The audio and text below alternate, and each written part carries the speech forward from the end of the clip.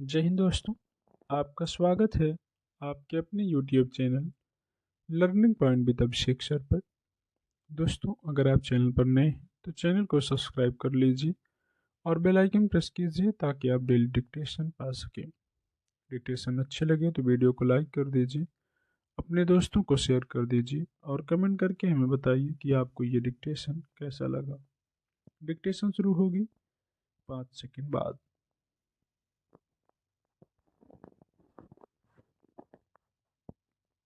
किसी भी हादसे का सबक यह होना चाहिए कि वैसी त्रासदी से बचने के हर उपाय किए जाएं, मगर पिछले कुछ समय से देश भर में रेलगाड़ियों के पटरी से उतरने से लेकर टकराने तक जैसे हादसे सामने आ रहे हैं, उससे यही लगता है कि सरकार ऐसी दुर्घटनाओं से कोई सबक सीखने को तैयार नहीं है जिनमें जानमाल का व्यापक नुकसान हुआ हो। रविवार को आंध्र प्रदेश के विजयनगरम में 2 ट्रेनें जिस तरह टकरा गईं, उससे फिर यही साबित होता है कि ऐसे बार बार के हादसों के बावजूद रेल महकमे में बहुस्तरीय लापरवाही कायम है। गौरतलब है कि अलमांडा कांतकपल्ले के बीच रायगढ़ यात्री ट्रेन ने विशाखापट्टनम पलासा यात्री ट्रेन को पीछे से टक्कर मार दी, जिसमें 14 लोगों की जान चली गई और कम से कम 50 लोग घायल हो गए। रेलवे की ओर से हादसे की शुरुआती जांच में रायगढ़ यात्री ट्रेन के चालक और सहायक चालक को जिम्मेदार ठहराया गया है। आरोपों के मुताबिक नियमों का उल्लंघन करते हुए यह ट्रेन 2 स्वचालित सिग्नलों से गुजरी थी। हालांकि हादसे में चालक दल के दोनों सदस्यों की मौत हो गई, लेकिन सवाल है कि इस स्तर की लापरवाही आखिर किन वजहों से बनी हुई है। आमतौर पर हर बड़ी रेल दुर्घटना के बाद सरकार मारे गए लोगों के परिजनों और घायलों के लिए मुआवजे की घोषणा करती है। हादसे के कारण जानने के लिए जांच कराने की बात कही जाती है, मगर उसके कुछ ही दिनों बाद फिर कोई वैसी ही दुर्घटना सामने आ जाती है। इसके लिए शायद ही कभी ऊंचे स्तर के अधिकारी या संबंधित महकमे के मंत्री की जिम्मेदारी तय की जाती है।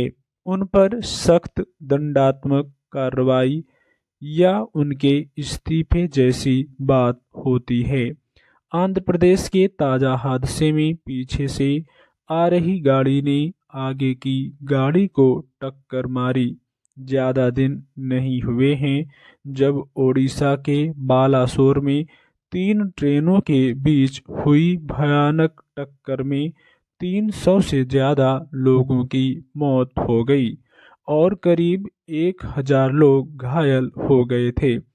उसके बाद बीते 5 महीने में कई बड़े और गंभीर हादसे हो चुके हैं, जो इस बात का संकेत देते हैं कि देश की पटरियों पर चलती हुई रेलगाड़ियों दरअसल एक जोखिम को साथ लेकर दौड़ रही हैं, लेकिन उस पर लगाम लगाने के लिए ऐसी कोई ठोस व्यवस्था नहीं हो पा रही है।